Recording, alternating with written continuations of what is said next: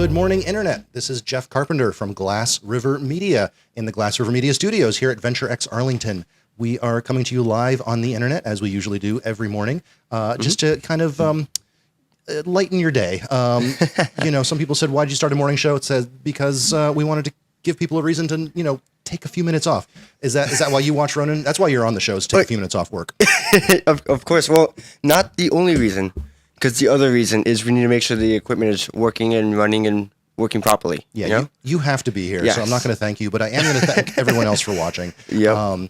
We come here in the morning, and what this is, I've said this before, we're warming up the equipment, and we just need a chance to make sure it all works, so I figured why not put ourselves on the Internet while we're doing it? Just our daily test. But sometimes, Ronan, we have a better reason for being on the Internet, such as today. Did you know that we have a guest today? Do we?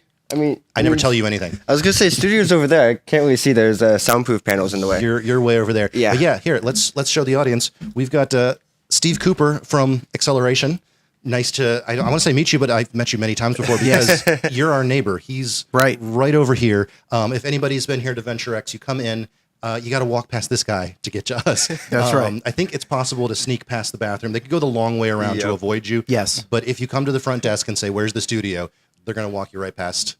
Right here at VentureX Arlington. Great to be here at Glass River Media. Great to be part of Exelaration. And like you said, VentureX is fantastic. Very bright, airy, cheery environment. Yeah, well, it's fun that you've got people out in the main area. We hide away. We close the doors. Yeah. We kind of sequester ourselves because of all this recording. But you and your people are out in the open. Yes.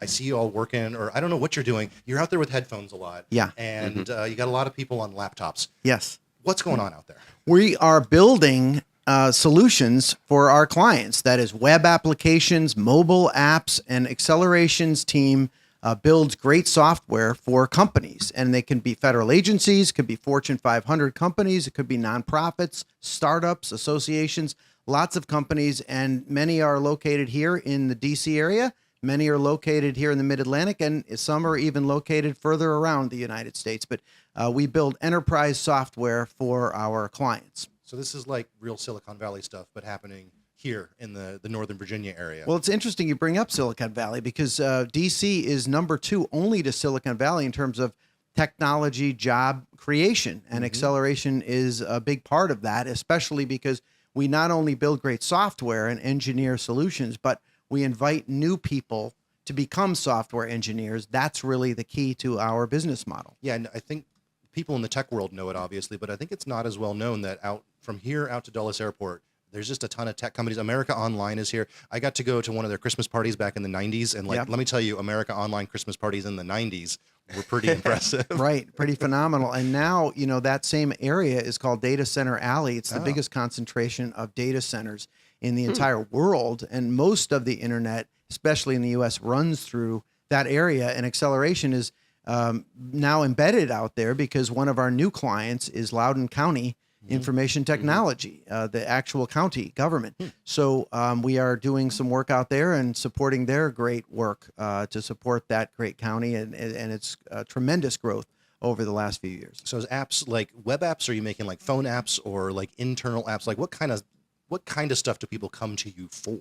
Yeah, well, one thing that we did a while ago was the Peace Corps came to us and asked us, hey, we want to re-engineer our application portal that allows folks to volunteer to become Peace Corps volunteers. And after we got done building that, they noticed that the improvements resulted in 100% or a doubling of applications because people found that the process was easier, it was more streamlined, and we worked with a company called Forum One who did the front end and we did the back end, and we delivered a great solution for Peace Corps, and Exelaration did that in a matter of only about a year or so. So it worked out great. So that's the type of solution that Exelaration is building. Interesting. Here in the video world, sometimes people walk through the door and they're like, we need a video and here's the script and the storyboard, and they're like, do this thing. And I'm like, on it. Other times they come in and they're like, I have a need and I don't even know what I want. Yeah.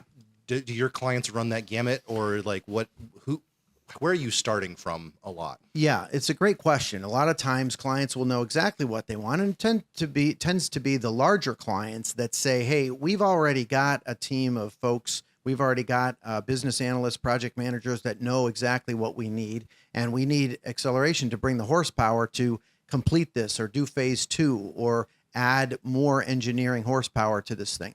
And then we have other clients that come to us and say, hey, we've got this idea and we wonder if you could build an app that could do this. How much would that cost? And so we have to not only function as the software engineering team, but Exelaration also has to be the project manager and even the CIO fractionally for that startup. Yeah, no, I am familiar with all of that. Right. You're, from what I know of your history, you've started a couple companies, right? Like this has not been your whole Right, life. How, right. how did you get to here? What have you done? What's brought you to this point? Well, it's a good question. I started off as a math major and a music minor at a liberal arts school in Holland, Michigan called Hope College. Oh, wow. And I then came down here to D.C. in 1987, green as I could be, and was invited to be part of Arthur Anderson's, at the time, Management Information Systems Consulting team, and headquartered in D.C. And so I began to learn how to code and how to design systems and became one of the first experts, believe it or not, in relational databases and SQL. SQL being the structured query language that's still used today to query databases. And back then, hardly anybody knew what SQL was. It had just been invented. And so I was not only learning it myself, but teaching it to my colleagues. And in so doing, I kind of became a database expert. And then I started my own company, and we began to serve clients, building solutions for them in the 90s when AOL, Yep. as you mentioned, was growing and part of that huge telecom internet boom. And then in the early 2000s, I started another company called Exela, which is still around. And a spin out of that is Exelaration, which is the company we're talking about today. And the reason I started that company was because we saw so much vacancy and opportunity that tech companies have for more engineering talent. And yet the conventional hiring method is always to just go to a blue chip university, put a recruiting booth up, and hire folks. And yet the scarcity of those applicants is such that most software engineering positions remain vacant. And so why not invite folks who are still at college or maybe who have bypassed college, who are technically inclined, great contributors, and who are eager to be technology professionals? Why not invite them to learn the skills? You can train them up in 3 to 6 months and then have them join our teams. And lo and behold, you've got a new Exelaration employee who's got a new software engineering career. And so we literally have folks out here who have been Uber drivers or veterans or grocery workers or substitute teachers who are now saying, hey, I am a software engineer now. And think of the diverse perspective that those folks can bring to our clients. And not only do we have them build solutions for our clients, but we allow our clients to then hire them as employees. We're not an outplacement firm. We don't charge a fee for that. We love to see new careers develop and be launched. And in fact, we just had our graduation ceremony on June 9th, a few weeks ago. And we invited everybody in the community to come and see the graduates celebrate their progress. And they all took a risk. They quit their jobs to become software engineers with Exelaration. And now, lo and behold, we've got 11 new software engineers in our community, and we would love to invite a whole lot more. Yeah, I think it's a joke, but those jokes that has kernel in truth is people joke about entry level job, 5 years experience needed, and I think that America has gone further and further in that direction where everyone needs a college degree, everyone needs an X, Y, and a Z, and Ronan here, we hired him right out of high school. And we trained him, and he's been my best employee. It's when you get someone who's passionate about something, they can learn. And Absolutely. it's worked out so great for us. Right. It sounds like it's extra great for you. It's made your whole business model. Is everyone that you train then work for you, or is it a little bit of a school where some people come in and then bounce right back out? Is the goal to work for you? Well, we pay them from day one. Once they're here, they're learning on the job. They're learning on the job, and it's a job for them. We know they have to quit their jobs to be in this, and so we don't charge them anything. Okay. We, in fact, want to pay them after we have vetted them and had them kind of earn their way into the program by proving that they can do it. They've got a good work ethic, and they're good team collaborators. But once we know that they are able to be an Exelaration team member, we employ them as a W-2 employee, and then they go through a semester long or about a 20-week program. And then at that point, they are ready to be contributors as junior engineers on a team, either for us or for a client. And, you know, after 6 months or so, which is only a few weeks after that 20-week point, you really are a good contributing engineer, whether that be in Python or Java or Ruby or ServiceNow, any of those areas, you can have somebody begin to be a contributing engineer. Did you start your business with this concept in mind, or did you start a business and then say, hey, I can't find people, I got it? What was the chicken and the egg here? Yeah. When we started Excela in 2002, we soon learned that, hey, we couldn't hire enough people. And so that's when we said, let's put a flag in the ground at Virginia Tech and see if we can invite sophomores, juniors, and seniors to become engineers in a professional environment, put them on our projects after we train them. And that worked great, so well that that's when I said, hey, let's create a new company called Exelaration and do this. And we're headquartered here in Arlington. We have a center down at Virginia Tech still. We work with Radford, as well as a new center that we've built about 2 years ago in North Carolina. And we work down with the universities there, as well as Wake Tech Community College, which is a great source for engineering talent too. So we see this as a trend. We love when companies demonstrate that they want to do this also, because there is so much room for bringing unconventional talent online, especially when you consider there is a huge push, rightfully so, for diversity of thought and more inclusion in the workplace. And yet, if you keep going to just blue chip universities and hiring engineer students that have 4.0 degrees, you're going to water down that diversity. It's a bit of a targeted audience there. Exactly. You're undermining your own diversity goals. And so we are able to provide diverse teams from lots of different backgrounds, lots of different perspectives. And I think that makes our solutions so much more robust, and clients appreciate Exelaration when we come in with that kind of diversity. That's really, really awesome, because those are, I think, important goals. But yeah, you found a better way to get to it. Yeah. For not the low level details, kind of a high level concept. Starting a business, what's something that was like really was a challenge that threw you for a loop, or like didn't go as planned? Like I've heard all the success stories. What didn't work? Well, this time around, COVID certainly threw us a bit of a loop. But you know, aside from that obvious answer, I think people are too interested in quick wins. And, you know, I know there's an impatience to show revenue growth and to show net income and to show headcount growth. But look, it takes 1, 2, 3, 4 years to get a company off the ground. You've just got to take that long to get your brand out there, to put down roots, to have people keep recognizing you at networking events and say, I know you, I know you're from Exelaration, I know what you guys do. And I still have people coming up to me today and saying, I've been friends with you for 3 years. I didn't know you did this. And imagine that going for, 1 month, 2 months, 3 quarters, 4 quarters, 36 months. And now you get that momentum. And that's when you really see companies saying, okay, I get you now. I know what you guys do. I think this might be a great opportunity for Exelaration. So, I mean, the thing that I try to tell people is when you're launching a business, you just can't assume that you're going to be on the map in 1 year, 2 years, 3 years. And I know we all look at the success stories of, companies that have come out of nowhere, and AI, it was nowhere a year ago, and now look where it is. Yeah. That's rare. That's like Beyonce going to a college commencement and saying, follow your dream. You can be just like me. Most of us aren't Beyonce, right? So most of us aren't going to found the next OpenAI. But what you can do is start a company and grind it out and win relationship after relationship after relationship, brick at a time, and employee at a time. And that's what you should really be doing. And by your 3rd or 4th year, you will show revenue growth, headcount growth, and net income. If I exclude money and clients, what's something that you need? What are you after? What are you chasing? Well, I mean, I guess, money, I would have said clients because that's important. That's why I exclude it. Yes. But I would love for people to change more quickly. If you look at recruiting, it continues to be, as I said, let's go to a blue chip university, let's set up a booth, and let's hire people that have studied what we do. And then let's complain that they don't have any work experience, right? But you've got to think unconventionally in building your new workforce and ask yourself, how did you learn to cook?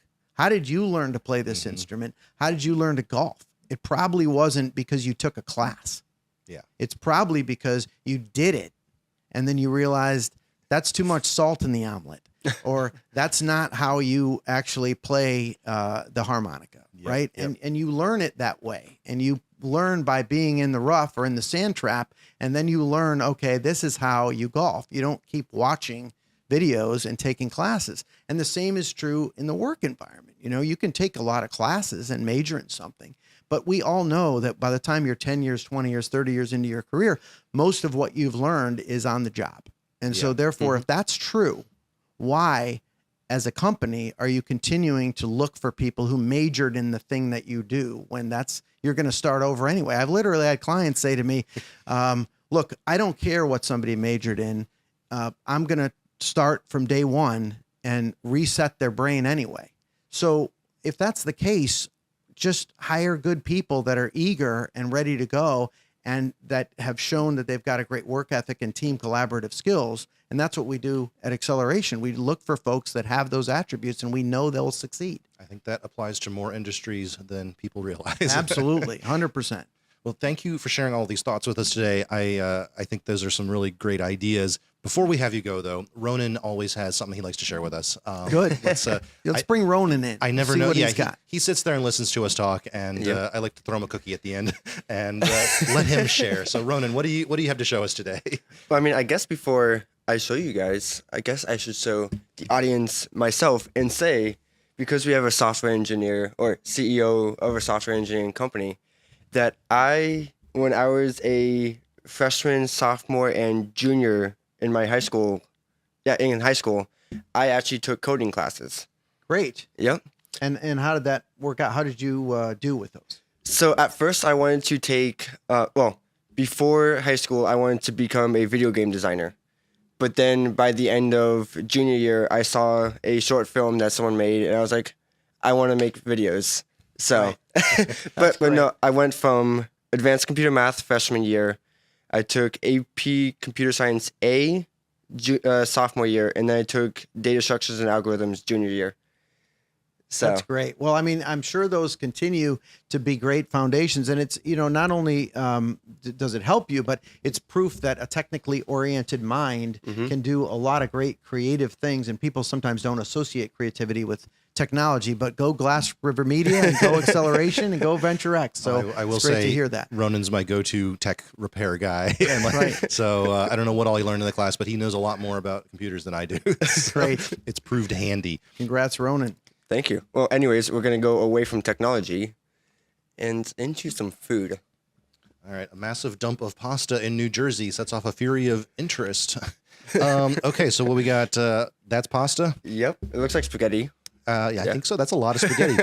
I like spaghetti. I'm not sure if I could eat that much, which I guess is what happened here. Somebody decided they couldn't eat that much and dumped it. Do you have any knowledge, or what does this article tell us? What is going on, Ronan? So basically, yeah, it's not unusual for things to be dumped in New Jersey. But yeah, hundreds of pounds of pasta left along a local brook, and it's a mystery of who did it. And another article did say that they found someone. No charges were charged. Okay, so you dump tires, you get fined. You dump pasta, you get off scot-free. Yep. But variety of shapes from spaghetti to macaroni. All right, that's the weird So, part. If yeah. it was just spaghetti, I'd understand. But they got a variety of pasta. There you can see some noodles, some long. Well, I like to be positive. I would say rather than somebody dumped a lot of pasta in the river, I would say of all the things being dumped in New Jersey, this is probably one of the best. Absolutely. I mean, things can only go up. So yeah, I don't know. I've never found anything like that in my backyard. No, but the question is, did someone cook this first, or is it just raw or cooked? Yeah. Either way, it's pretty biodegradable. So I'm gonna say maybe not that big a deal. Although I wouldn't like a bunch of pasta dumped on my yard. So No. I mean, I guess that is the new definition of roadkill. yeah. All right. Well, thank you for keeping track of New Jersey news. Yep. That is, I'm sure, relevant to some of our viewers. That's why we get some variety around here. I'm sure somebody logged in to learn about entrepreneurship and businesses in tech, and of course somebody wants to know about what's being dumped in New Jersey. Right. And we cover both. There might be some overlap there. Yeah. Yep. Anyway, thank you so much for joining us, Steve. Of course. And I'm going to see you in the hallway. definitely not like I haven't been waving high, but I will continue to wave. Right. Thank you, Jeff. So anyway, for everyone else, thank you for joining us. We will see you next time. Yep.